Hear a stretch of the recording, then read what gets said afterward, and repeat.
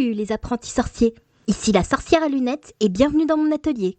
J'ai bien géré mon calendrier, on devrait pas être trop loin de la sortie française du film Wicked Partie 2, ou Wicked for Good dans sa langue originelle. Si vous avez été enfermé dans un camp orc sur Azeroth ces 2 dernières années, ce film fait suite au Wicked de John M. Chu, sorti en 2024 avec Cynthia Erivo et Ariana Grande au casting. Lui-même était basé sur la comédie musicale à succès de Stephen Schwartz et Winnie Holzman, lancée en 2003, avec Idina Menzel et Christine Chenoweth au casting originel. Et si vous n'étiez pas au courant, la dite comédie musicale est adaptée du roman Wicked, la véritable histoire de la méchante sorcière de l'Ouest de Gregory Maguire, publié en 1996. Comme vous en êtes sûrement conscient, si vous connaissez vos classiques du cinéma, le roman est basé sur un certain film qui nous emmène quelque part au-delà de l'arc-en-ciel.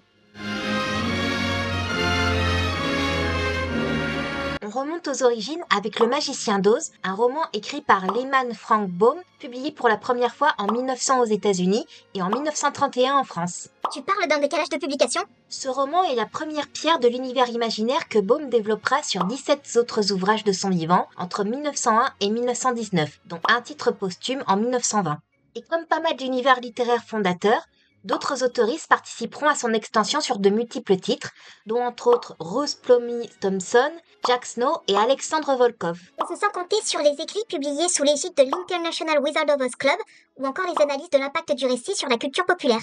Mais je pense que la plupart d'entre nous sera plus familière avec l'adaptation de Victor Fleming en 1939, avec Judy Garland, Frank Morgan et Margaret Hamilton au casting. Malgré les déboires affrontés pendant la production et engendrés par son succès, on ne peut pas nier que ce film a eu une influence considérable sur le monde du cinéma, a fortiori aux États-Unis, où il fait partie du patrimoine. I have a feeling we're not in Kansas anymore. You are not in Kansas anymore. You are on Pandora, ladies and gentlemen. I don't think we're in Kansas anymore, Toto. I don't think we're in the food chain anymore, Dorothy. What does that mean? It means buckle your seatbelt, Dorothy, because Kansas is going bye-bye. Et encore aujourd'hui, c'est un des romans les plus adaptés et un des films les plus parodiés en Occident. C'est d'ailleurs pas étonnant que Gregory Maguire se soit particulièrement inspiré du film pour lancer sa série de romans The Wicked Years, qui continue encore aujourd'hui. Pour preuve, la peau verte de la méchante sorcière de l'Ouest est une invention du film de 1939, qui cherchait toute excuse pour mettre le Technicolor en valeur. Mais Maguire en fait un enjeu pour le personnage.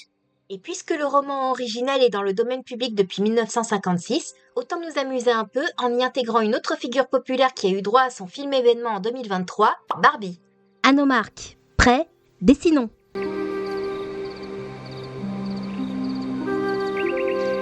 Dorothy Gale, ou Dorothée Carter pour les quelques versions qui tiennent à traduire, est la protagoniste principale du Magicien d'Oz et de 4 autres romans du cycle originel. Je vais pas vous refaire l'histoire, vous connaissez sûrement le principe. On s'ennuie au Kansas, isekai à coups de tornade, les souliers d'argent, Ou de Ruby dans le film. la route de briques jaunes, rien ne vaut la maison, etc. Retenez juste que c'est le seul film qui peut s'en sortir avec l'excuse du tout n'était qu'un rêve avec Paprika et Inception. Dans sa caractérisation, elle est assez proche du personnage d'Alice dans l'œuvre de Lewis Carroll. C'est une jeune fille bien élevée et bienveillante, qui accepte sans trop broncher les règles de ce monde fantastique, même si elle n'est pas sûre de les comprendre. Bon, il y a bien la période d'acclimatation, mais elle s'adapte rapidement à la véracité de la magie, des êtres étranges et des animaux qui parlent. Dorothy est cependant plus directe et moins passive, dans le sens où elle n'hésite pas à répondre du tac au tac aux personnes qui l'énervent, ni à jouer des mains pour défendre ses amis. Elle est aussi très attachée à son Kansas natal, et sa détermination à rentrer chez elle la pousse à continuer son aventure. Dans le film de Fleming, elle est plus une DED, Damoiselle en détresse! mais elle a quelques beaux gestes à son actif. Faut dire que le roman a été accusé de véhiculer des idéaux malsains et impies parce qu'il dépeint des personnages de femmes fortes dans des rôles de leaders. On vous laisse donc imaginer l'impact sur la rédaction du scénario, encore plus dans les premières années du Code Hayes. Il n'y a rien de plus pitoyable que des hommes insécures sur leur masculinité. Dorothy est un personnage simple dans son écriture, ce qui permet de la réinterpréter de beaucoup de façons, tant qu'on respecte les bases bienveillantes et courageuses de l'histoire originale. Il serait donc possible de la faire jouer par Barbie comme dans les années 2000.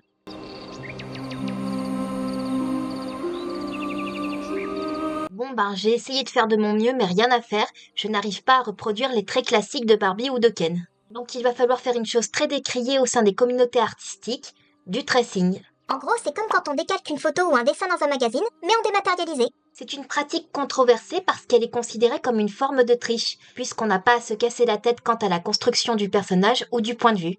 Il suffit entre guillemets de trouver la bonne photo et de tracer les lignes. Et si on trempe dans des histoires de vol de dessin hors de l'IA générative, ça peut aller dans le plagiat. Perso, je me limite au trait du visage, mais je présente mes excuses à toute personne que j'offense sans le vouloir en agissant ainsi. Pour continuer sur ma version de Dorothy, j'ai suivi autant que possible le cahier des charges en la rendant blonde. Je sais qu'on a tendance à l'imaginer rousse à cause de Judy Garland, mais la Barbie principale de ces films est obligatoirement blonde avec des cheveux longs. J'avais aussi pensé à la mettre dans une robe principalement rose, mais j'ai fini par céder à l'appel du bleu. D'autant plus que ça correspond à sa description dans le roman. Et puis, rien n'empêchera de changer la couleur dans le merch. J'ai aussi choisi de garder les souliers en argent, puisque MGM a toujours un copyright sur la version Ruby. Pour Toto, il est décrit comme un cairn ou un Yorkshire terrier noir. Mais j'aimais bien le personnage de Jock dans La Belle et le Clochard, alors j'ai décidé d'en faire un Scottish terrier avec un collier bleu. Tant qu'il tient dans les bras de Dorothy, c'est l'essentiel. Comme la Barbie principale ne peut pas être une enfant, j'ai choisi de prendre la route de la version Wiz en faisant d'elle une institutrice qui se retrouve à Oz après avoir aidé à l'évacuation de son école en vue de la tempête. Vous avez vu cette version d'ailleurs? Parce que le film de 75 est sûrement une des itérations les plus spéciales qu'on ait vues. Et comme Barbie a rarement des arcs de développement pour ses personnages, on ne la changera pas tant que ça.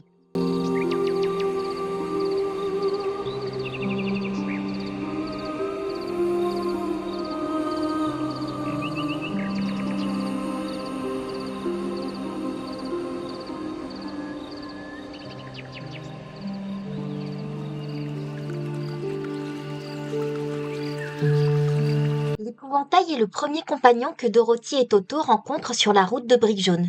Baum n'a jamais écrit spécifiquement comment il avait pris vie, mais a développé une méthode dans les suites pour d'autres personnages objets, donc on suppose qu'il lui est arrivé à peu près pareil.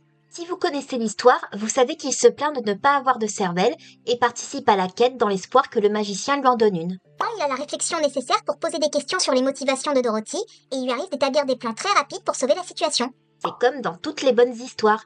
On ne comprend ce qu'on possède qu'après avoir passé toute l'intrigue à le chercher. Je suis à la recherche d'un endroit qu'on appelle l'océan. L'océan? Tu es en train de nager dedans? Ça, ce n'est que de l'eau, voyons. Moi, ce que je recherche, c'est l'océan. L'épouvantail n'a certes pas le niveau de la NASA, mais il compense par un certain bon sens pratique. C'est juste qu'il manque de confiance en lui, comme ses camarades. Il est caractérisé par son honnêteté et son désir d'aider son prochain. Il est aussi très brave, n'ayant peur que du feu. Si on fait le rapprochement avec ma vidéo sur le Club des 5, l'épouvantail est le lancier de Dorothy, puisqu'il interroge son désir de rentrer tout en l'aidant à atteindre la cité d'Emeraude. Mais vu sa grande sensibilité, il n'est pas impossible de le considérer comme le cœur du quatuor. Sauf si ce rôle a été attribué à Toto. On va bien voir ce que ça va m'inspirer.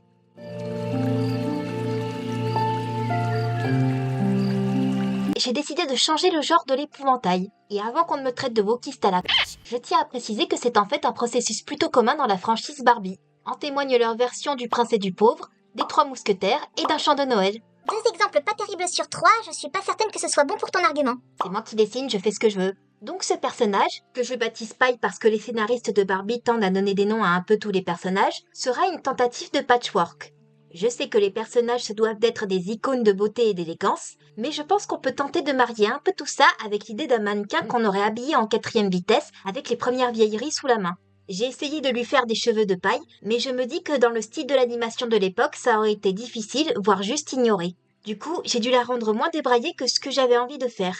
À part ça, je ne dériverai pas davantage du concept du personnage. Ou peut-être une relation de respect mutuel entre elle et Dorothy qui, par son métier d'institutrice, représente une grande partie de ce à quoi Paille aspire à devenir en obtenant un cerveau.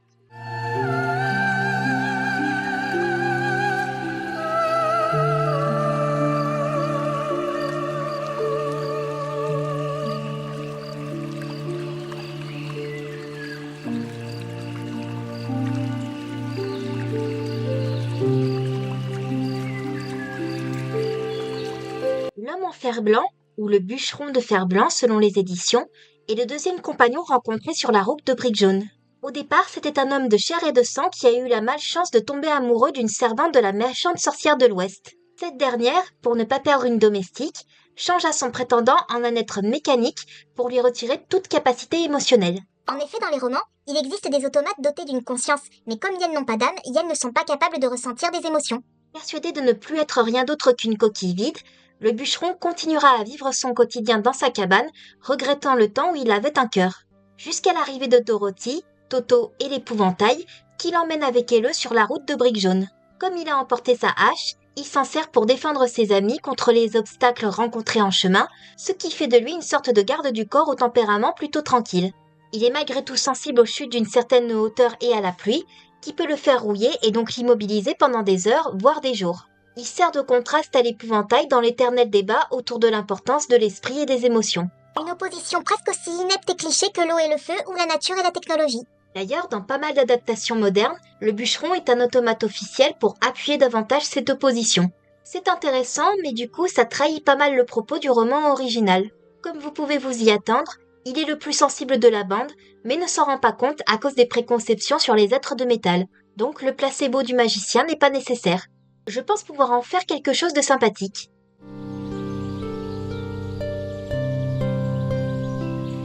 Même si on pourrait féminiser tout le casting, ce serait ni la première ni la dernière fois, on va garder un bûcheron masculin joué par Ken. Mais pour respecter l'idée des romans, on n'en fera pas un robot. Il sera juste en fer blanc colorisé pour ressembler à une tenue de bûcheron. Petit point historique. Aux États-Unis de la fin du 19e siècle, les hommes en fer blanc étaient des mannequins utilisés dans la pub et les dessins politiques.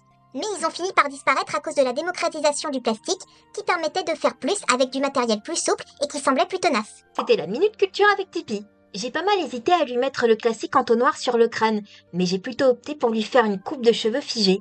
Quitte à le rendre plus coloré, autant y aller à fond. Dans un film Barbie sur le magicien d'Oz, je pense qu'il pourrait s'élire de Love Interest pour Dorothy ou, dans notre cas, pour l'épouvantail. Avoir un coup de cœur qui finit en tristesse douce amère à cause de la séparation, c'est un plutôt bonheur que pour quelqu'un qui se croit sans émotion. Après, les films Barbie tendent à prioriser l'amitié, particulièrement féminine, aux amours hétéronormés. En témoignent les séries Fairytopia et Mariposa. Là, par contre, on est sur des bons trucs.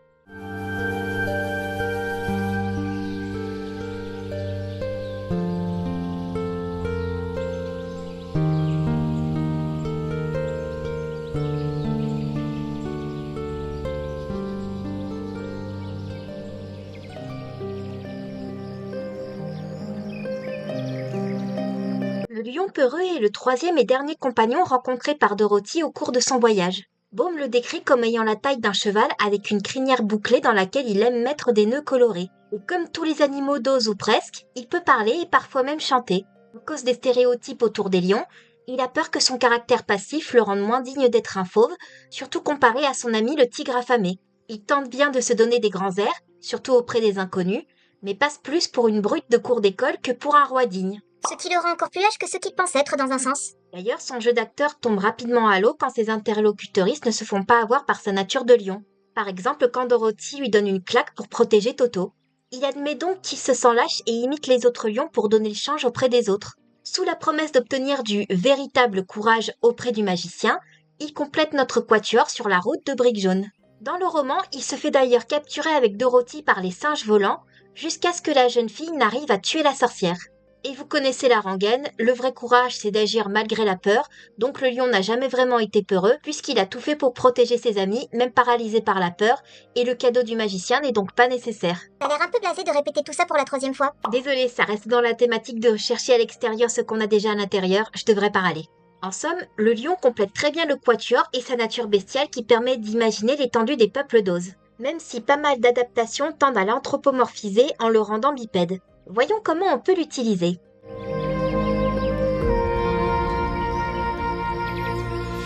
Même si je comprends l'intérêt d'un lion bipède, que ce soit pour le confort des acteurs ou bien faciliter l'animation, je trouve que ça gâche un peu la variété des peuples d'Oz. Donc on va en faire un animal bien quadripède comme on les aime, en ceci près qui parle. Theory time. En fait, les animaux de la Terre des Lions se sont échappés d'Oz avant de se répandre comme une traînée de poudre dans le monde de Disney. Je crois qu'il faut que t'arrêtes le nocturnal. Dans pas mal de versions, on le représente avec une couronne même avant de rencontrer le magicien, pour appuyer son côté roi des animaux. Mais perso, je trouve que ce genre de détail dessert plus le design qu'autre chose. Mais comme j'aimais l'idée du roman où il décore sa crinière avec des nœuds, j'ai décidé de lui en donner ainsi qu'un sur la queue. Arrêtez de pouffer derrière votre écran. J'ai aussi décidé d'accentuer son côté gentillet en lui donnant de grands yeux brillants. J'espère l'avoir fait assez grand pour pouvoir transporter au moins une personne sur son dos, sinon il va falloir jouer sur les échelles. Dans les films Barbie, les personnages mascottes sont souvent voulus mignons, mais se révèlent horrifiques à cause de la mauvaise 3D. Dans mon cas, je suis condamnée à ne pouvoir dessiner que des créatures mignonnes, alors autant m'y résigner en faisant un lion peureux tout joli.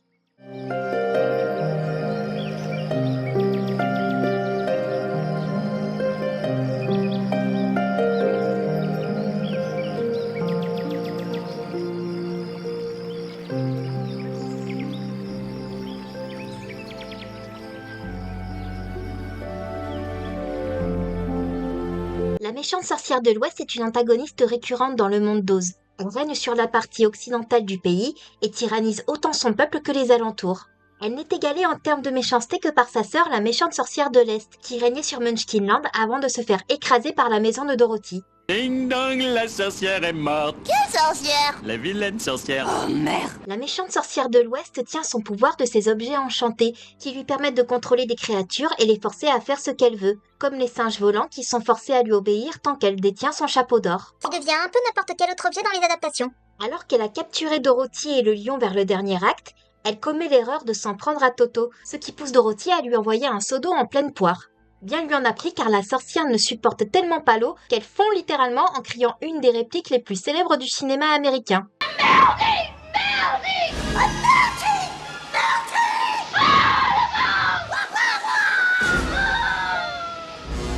D'ailleurs, l'interprétation de Margaret Hamilton dans le film de 1939 était tellement impressionnante qu'elle a traumatisé presque tout le monde sur le plateau pendant son audition. Et pendant les projections test, ce qui a poussé le studio à couper plus de la moitié de ses scènes. Mais sa performance a aussi projeté la méchante sorcière de l'Ouest au panthéon des meilleurs méchants de l'American Film Institute en 2003, juste entre Dark Vador et l'infirmière Ratchet dans Vol au-dessus d'un nid de coucou. Dans son cycle The Wicked Years, Gregory Maguire la nomme Elphaba, la prend comme protagoniste principale et développe son passé sous un jour révisionniste. Perso, je ne suis pas très fan de cette réécriture, alors on va partir sur des idées plus proches du récit original.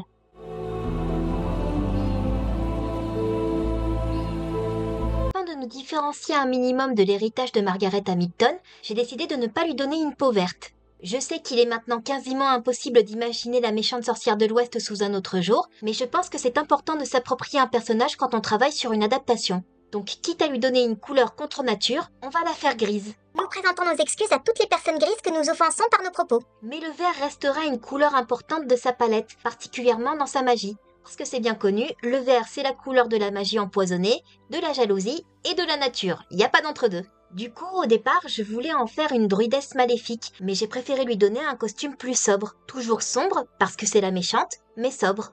Et comme j'avais pas envie de me prendre la tête avec ses chaussures, je termine sa robe comme celle de Morticia Adams. Sinon, pas de révisionnisme chez moi. Pour tout le respect que je dois et que j'ai envers Maguire, les équipes de la comédie musicale et celles des films, la méchante sorcière de l'Ouest est une des meilleures méchantes de l'histoire du cinéma pour une bonne raison qu'aucune réécriture ne pourra jamais faire oublier. Mais le coup du balai, c'est pas un peu cliché? Oh, tu sais, la mode des tapis, lits et motovolants est relativement récente. Et vu qu'on adapte une histoire du début du siècle, on va rester dans les classiques.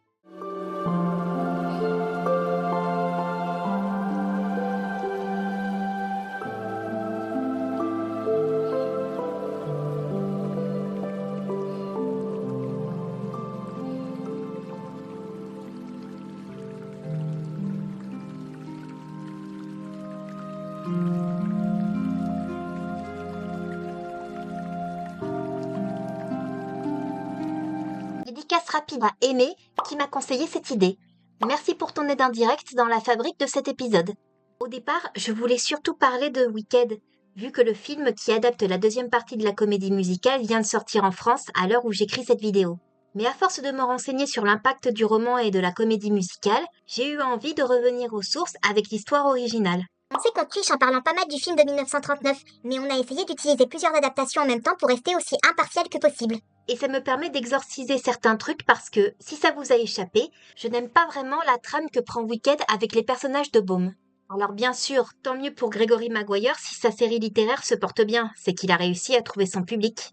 J'avoue aussi bien aimer certaines chansons, genre Popular ou Defying Gravity, et que les décors et costumes de la comédie musicale sont très bien pensés. En plus, c'est vrai qu'hors contexte, c'est une bonne histoire d'une personne au départ bienveillante, mais qui sombre dans les ténèbres après avoir été trahie une fois de trop par le système. Mon problème est que j'ai l'impression de revoir le traitement imposé à Maléfique dans son film éponyme. Une méchante iconique qui se complaisait dans son rôle de méchante sans la moindre qualité rédemptrice, que l'on embellit autant d'un point de vue physique que caractériel, en nous poussant à compatir avec elle et son sort présenté comme injuste, tout en diabolisant et en rabaissant des personnages auparavant positifs pour mettre la protagoniste en avant par contraste. C'est le principe de la Marissou méchante, et si vous voulez en savoir plus, n'hésitez pas à checker notre dit les termes sur le sujet. Je sais que la grande question de la comédie musicale est de savoir si les gens naissent maléfiques ou bien si elles le deviennent par la force des choses. Mais ça n'est pertinent que dans certains cas. Tous les méchantes eux n'ont pas besoin d'une backstory tragique et misérable pour s'attirer notre sympathie ou antipathie. Parfois, un ou une méchante qui aime être méchante et se délecte des malheurs des autres, c'est assez pour nous ancrer dans l'aventure, car on aura sincèrement envie de voir les protagonistes réussir. Pour citer Ferd, un héros est un héros, mais tout le monde aime les vrais méchants. Là où d'autres histoires ont besoin d'un ou une antagoniste qui traverse un arc de rédemption pour fonctionner. La frontière est souvent très mince, mais elle a besoin d'exister pour que les histoires passées puissent être réécrites sans complètement disparaître. En plus, faire le coup du « en fait c'est juste un pauvre petit agneau incompris », c'est un peu insultant pour les personnes qui ont écrit le personnage original que vous reprenez dans votre fanfiction glorifiée. Quand bien même je souhaite tout le bien du monde aux équipes derrière Wicked et à leurs fans, je pense faire ma passéiste pour cette fois et me contenter de la version qui en fait des caisses. Parce que j'aime les vrais méchantes.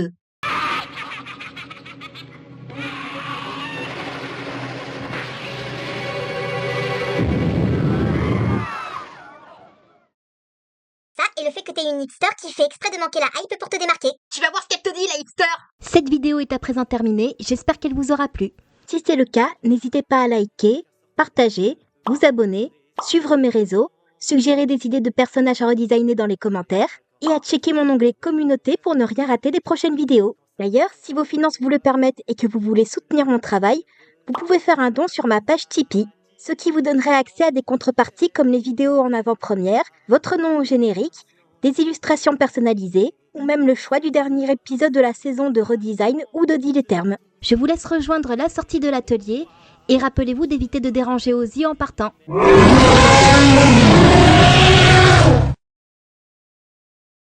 Trotteur. Run for your life! Oh, moi, je vole vers des nuits meilleures où ma sœur sera en pleurs, son monde sera son bail. Sourire quand elle est en train de souffrir et sur le point de mourir, c'est la sorcière qui gagne. Oh, la reine est très puissante, mais la sorcière gagne.